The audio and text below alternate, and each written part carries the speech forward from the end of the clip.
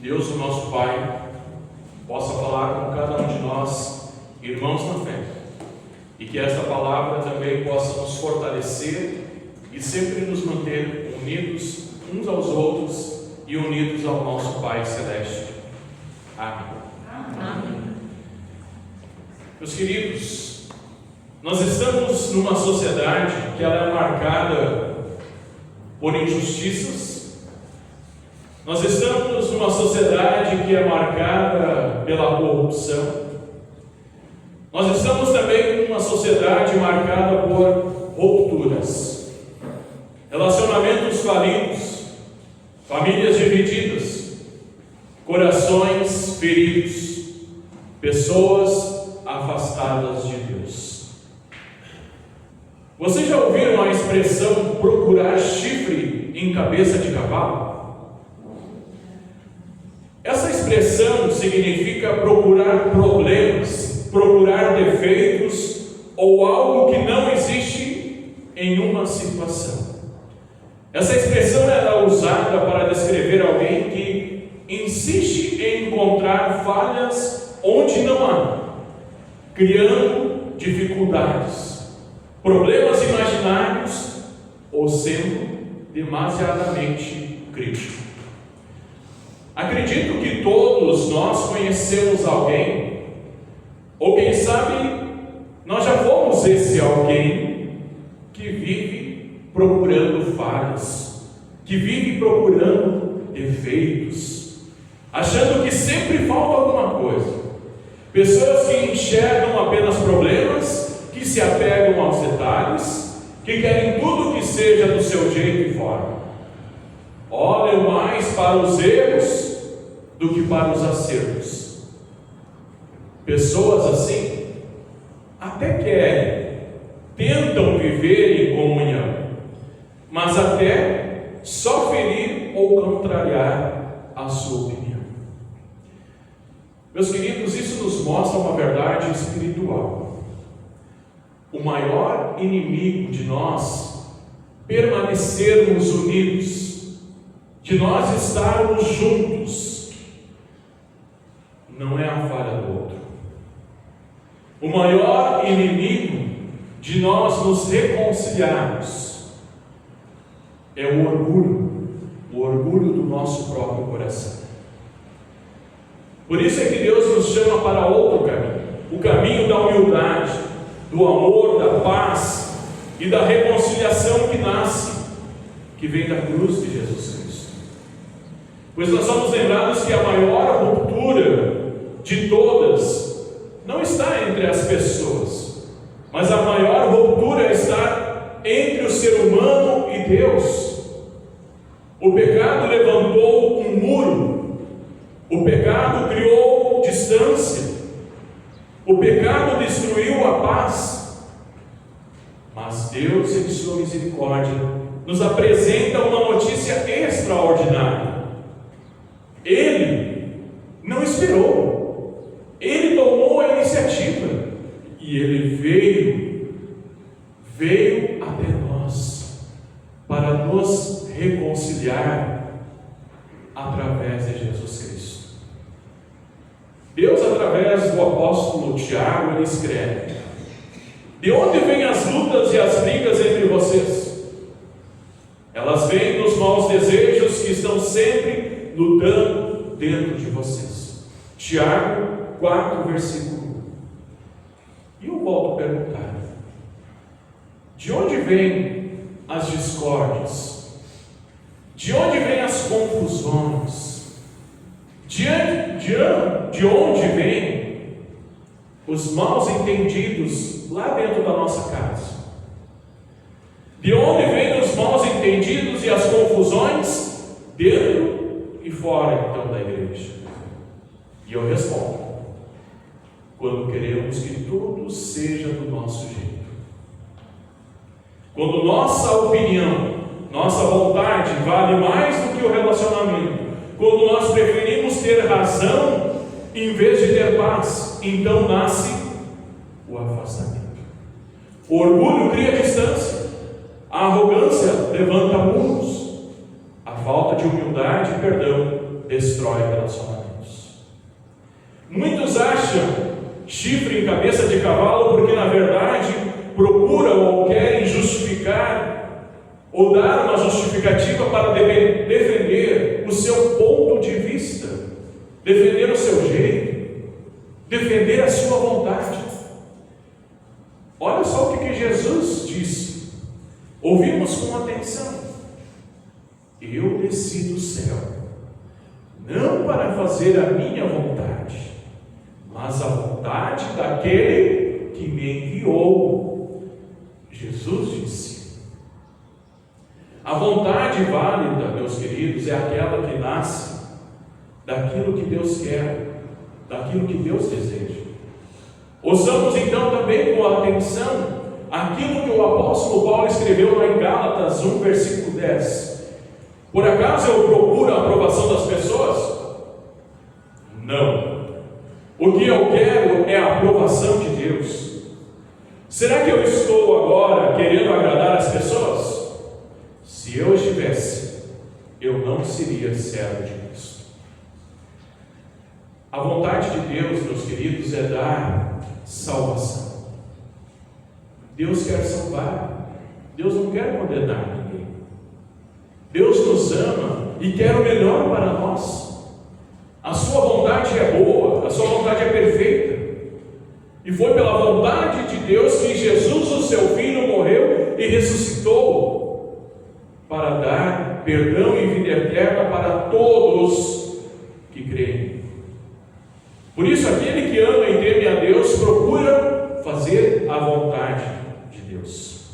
Por isso, nós precisamos, para fazer a vontade de Deus, nós precisamos orar a Deus, pedindo que Ele nos dê clareza da sua vontade. A vontade de Deus é que, em vez de nós reclamarmos, e como nós reclamamos, né? E nós reclamamos muitas vezes de barriga cheia. Então, em vez de nós reclamarmos, Deus, Ele quer que nós vivemos de maneira digna, de maneira justa, fazendo bem a todas as pessoas e sendo gratos. Quem faz a vontade de Deus é abençoado, pois como lemos no Salmo 128, versículo 1, feliz aquele que teme a Deus, o Senhor, e vive de acordo com a sua vontade. Se você for assim, ganhará o suficiente para viver, ser feliz, e tudo dará certo para você. E aí eu pergunto, Deus está se agradando da sua vida? Deus está se agradando do seu procedimento, da forma que você vive, da forma que você trata as pessoas? Deus está se agradando das suas motivações para fazer e cumprir a sua vontade? O que nós fazemos, o que nós estamos fazendo, é para exaltar o nosso ego ou para exaltar a Deus? Existem pessoas que gostam de exaltar as suas ideias e vontades, pessoas que valorizam mais o seu cargo, a sua função, que valorizam mais a sua posição social do que a pura vontade de Deus. Muitas vezes a vontade de Deus vai nos conduzir, meus queridos, por lugares e até ideias que serão contra as nossas emoções e a opinião de terceiros. Para tanto, nessas situações nós precisamos dar preferência e dar autoridade à palavra de Deus. É a vontade de Deus que prevalece. É da vontade de Deus que se faça a vontade dele. O que é da vontade de Deus vai prevalecer. O que não é da vontade de Deus vira ruína. O que não é da vontade de Deus vira desgraça. Pois como escreveu o apóstolo Paulo, assim falamos, não para agradar as pessoas, e sim para agradar a Deus, que prova o nosso coração. 1 Tessalonicenses 2, versículo 4. Meus queridos, nem toda a vontade é errada, nem todo o desejo é pecado, mas a única vontade que precisa prevalecer em nossa vida é a vontade do Pai. Quando nossas ideias tentam dominar pessoas, quando as nossas ideias tentam escravizar as pessoas, isso não é do reino de Deus, mas é do reino do eu. Quando as nossas ideias, quando as nossas vontades servem para edificar, para aproximar as pessoas de Deus, consolar e melhorar, então elas refletem o coração do Pai. E aí Jesus disse: aprendam de mim, que sou manso e humilde de coração. Críticas construtivas sempre serão bem-vindas. Ideias humildes aproximam. Corações orgulhosos destroem. E o que Deus deseja? Que nossas palavras sejam temperadas com sal. Que nossas atitudes e palavras aproximem. Que nossas vontades e palavras não sejam armas, mas sejam pontes. Que a fé que nos deve ajudar a servir, não para dominar, mas para servir. A reconciliação, gente, nasce do perdão, quando o orgulho é engolido. Jesus nos ensina a servir e não sermos servidos. A reconciliação não é algo automático. A reconciliação não é uma mágica. Ela não é superficial. A reconciliação só acontece quando o orgulho, quando a arrogância dá lugar à humildade. Escreveu o apóstolo Paulo em Efésios 4, versículo 2 e 3: sejam sempre humildes, bem-educados e pacientes, suportando, não engolindo, suportando uns aos outros com amor. Façam tudo para conservar, por meio da paz que une vocês, a união que o Espírito dá. Ou seja, gente, união não é obra humana. União é obra do Espírito Santo, mas manter e fortalecer essa unidade, essa união, é responsabilidade nossa. E a reconciliação é possível quando alguém diz: eu posso estar errado. Jesus é maior do que as nossas diferenças. A reconciliação é possível quando nós reconhecemos o quanto nós precisamos de Deus e o quanto nós precisamos uns dos outros. Pois, como nós dizemos, juntos somos mais fortes, unidos é mais seguro. Com Jesus somos mais que vencedores.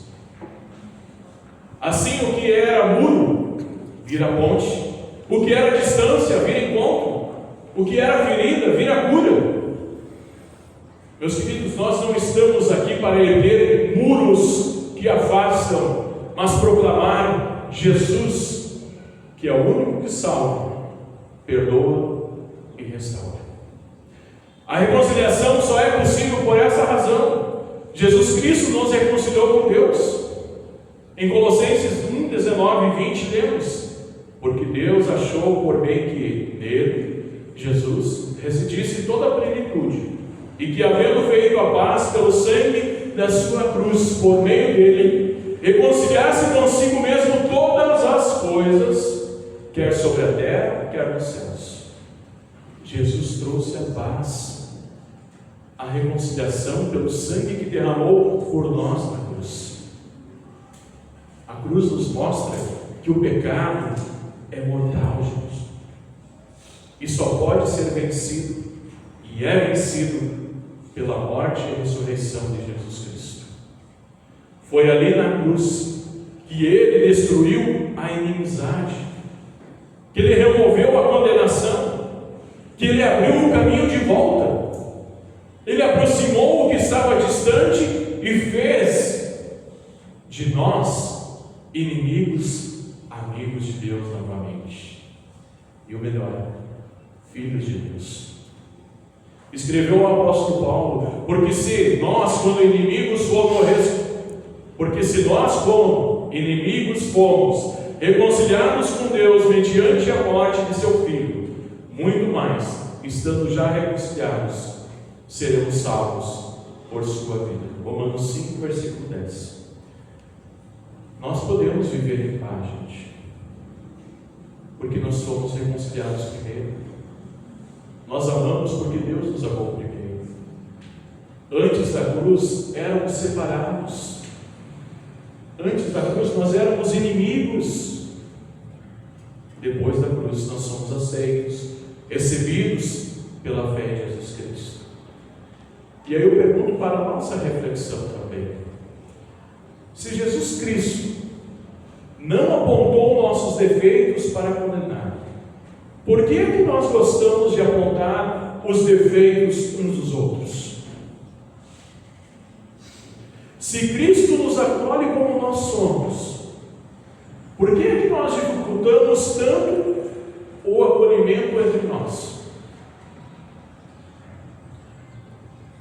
O nosso papel, gente, não é apontar dedo para as falhas, diferenças ou dificuldades. O nosso papel é apontar para Jesus, pois é o seu sangue, é pelo sangue dele que nós somos unidos. Ele é o fundamento da nossa paz, ele é o autor e consumador da nossa fé, ele é o caminho que nos une uns aos outros e todos ao Pai Celeste. A reconciliação acontece quando nós deixamos então de buscar e achar chifre em cabeça de cavalo, e quando nós começamos a buscar o coração de Deus, ou seja, o seu amor e perdão. Que nós possamos viver assim, menos exigência e mais graça, menos orgulho e mais humildade, menos distância, mais comunhão, menos eu e mais Cristo. Pois, como disse João Batista, convém que ele cresça e eu diminua. Porque aquele que nos reconciliou com Deus, gente, pela cruz, também nos chama a reconciliar, a viver em paz uns com os outros, em amor uns com os outros. E aí nós lemos em Romanos 12, versículos 17 e 18, onde o apóstolo Paulo diz assim: não paguem a ninguém mal por mal, procurem fazer o bem diante de todos, se possível, no que depender de vocês, vivam em paz com todas as pessoas. A reconciliação traz paz verdadeira. Não é a ausência, não é aquela paz da ausência de burburinhos, não é a paz da ausência de divergências, mas é a paz do amor de Deus, aquela paz que acalma o coração, paz que sustenta no sofrimento. Essa paz existe, e ela existe por meio da cruz. A verdadeira paz não vem do mundo, gente. Nós não vamos encontrar a verdadeira paz no mundo. A verdadeira paz não vem das pessoas. A verdadeira paz não vem do sucesso. A verdadeira paz não vem das circunstâncias. A verdadeira paz vem da presença de Deus. Por isso Jesus conserta o que está quebrado. Jesus restaura o que foi perdido. Quem sabe nós olhamos para alguém e já pensamos assim: aquele lá não tem mais jeito, aquele lá está perdido. Para nós pode ser assim, gente, mas para Jesus não. Para Jesus ninguém está perdido. Para Jesus ninguém é caso perdido, porque Jesus reconstrói o que o pecado destruiu. Jesus une o que estava longe. Jesus faz do inimigo um amigo. Os braços de Jesus estão abertos, o colo de Jesus está disponível. Venha e descanse. Por isso que a igreja não é um lugar de pessoas sem erros, sem problemas. A igreja é um hospital de pecadores cansados e sobrecarregados, que ouvem culto após culto de Jesus: vinde a mim, todos que estão cansados, e eu vos aliviarei. Eu vos perdoo. E para concluir, eu quero contar uma história para vocês.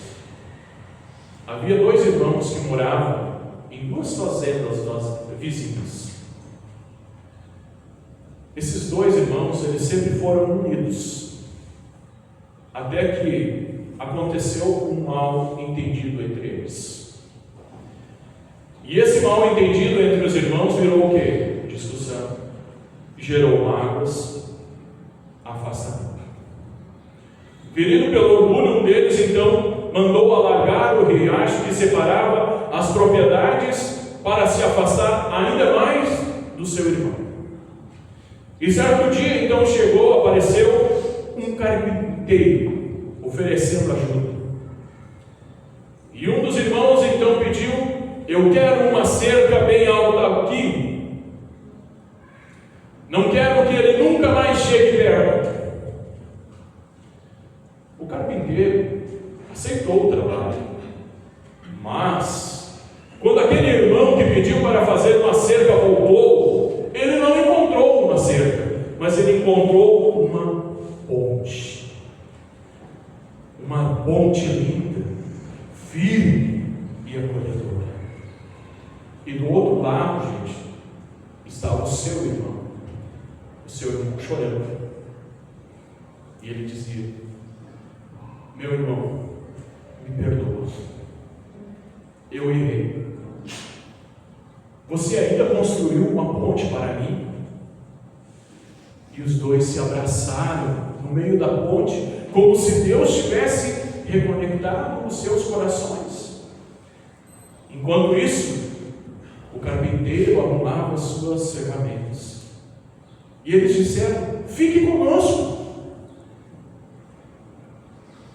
E aquele carpinteiro olhou para eles, sorriu e disse: posso sim ficar um pouco com vocês, mas ainda tenho muitas pontes para construir. Meus queridos irmãos, Jesus é a ponte para nós termos paz. Jesus é a ponte para nós vivermos em comunhão. Pela cruz, Jesus abriu as portas do paraíso para todos os pecadores arrependidos. Jesus, ele nos deu uma nova vida, e ele deu vida a todos que nele creem por meio do seu sofrimento, morte e ressurreição. Jesus nos reconciliou com Deus. Nós fomos reconciliados para se reconciliar e viver em paz. É da cruz que nós aprendemos a construir, não muros, mas construir pontes. E eu quero dizer para você, Miriam, eu quero dizer para você, Moisés, eu quero dizer para você, Lucas, quero dizer para você, Tiago, quero dizer para todos vocês, meus irmãos, eu preciso de você. Você precisa de mim. Nós precisamos de Cristo até o fim. Vamos? Ainda há muitas pontes para serem construídas. Amém. Amém.